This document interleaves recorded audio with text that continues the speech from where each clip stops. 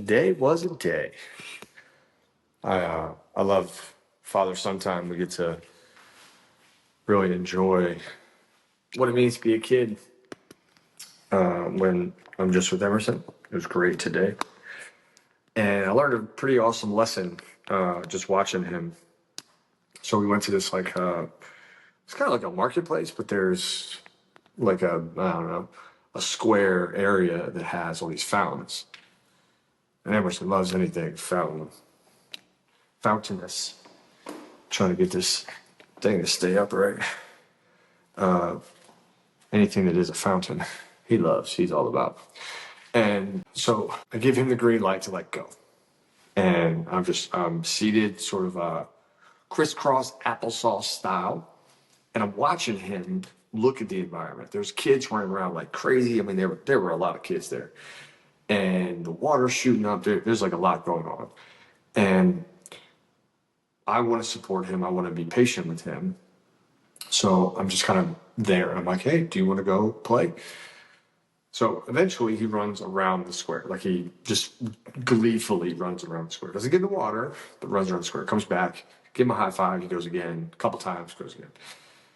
Then he sort of like meanders into this fountain area, right? There's fountains like every like 2 feet in this giant square pattern. So like he's like in between them, then comes back. Then finally, he sees some other kids like getting in and approaches and puts his hands in, touches them, come back, high five, bigger hand in, high five. Once he gets his hands really in, his shirt's wet, he's all in, right? He's cool, he's good. And this moment where he looked back at me and you could tell that, he was having so much fun. He's giddy with excitement, is very indicative of how we all tend to live, right? I think about this, right? He was so nervous to go in and so nervous to like start, but then once he was in, he was good. We just get scared to start. Why do we get so scared to start? Well, here's my philosophy, and here's what I'm learning from him, because he's a phenomenal teacher, is that we have to build our confidence up. We have to build that. You have to build that. And unfortunately, confidence doesn't always translate one-to-one. He might be confident here at the house doing workouts or whatever, but when we get to a new space, our confidence contextually goes down. And I think that the skill is actually in keeping your confidence from one thing to the next. If there's confidence in anything that I want you to have, it's confidence in you, right? Trust. Because regardless of the situation, whether you are learning to ride a motorcycle for the first time or a bicycle for the first time, doesn't matter what it is you're doing. What matters is that you are doing it and you're doing something new. That's really important to the brain. There's a part of the brain that grows when we do hard things, and that particular brain function can't really be outsmarted. Like you can't fake doing hard things and have it grow. So it has to be challenged. It has to be a genuine challenge. But if we step into something that we've never done before, how do we know if we're good at it? Well, the baseline of that expression is then not about the task itself, but it's about how we handle new things. So this idea that he reminded me of today and really showed me in his behaviors is that there's going to be a lot of things that you've never done before. And ideally, that is what we all want, right? We want more. We want new things. We want exciting areas. We want to travel. We want to see the world. Well, that means a lot of new things. And if we're talking about new things, then we're also talking about how we handle new things. Regardless of what the new thing is, can we trust ourselves to handle it? So I was thinking about this, right? I remember the first time that I got on a motorcycle.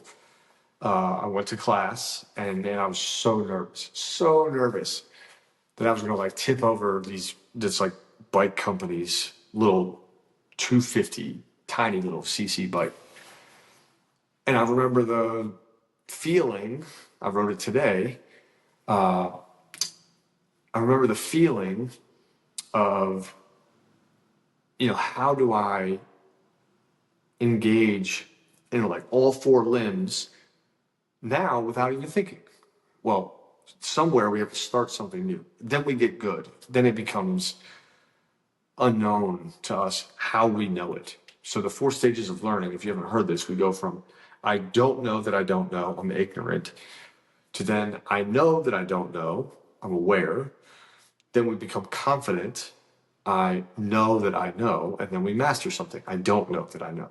And those 4 stages, we have a long video about those things, help us understand where we are on the journey.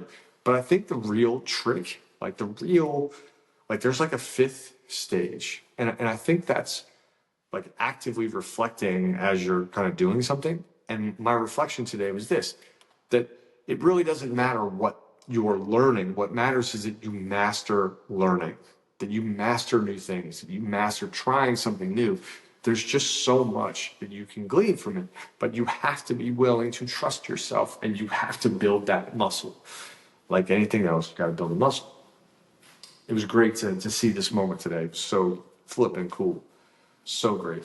Where Emerson is just smiling and giggly and laughing. And I'm trying to carry him back to the car. He's exhausted. And he's happy. I'm happy. Like just a cool dad moment where everything was great.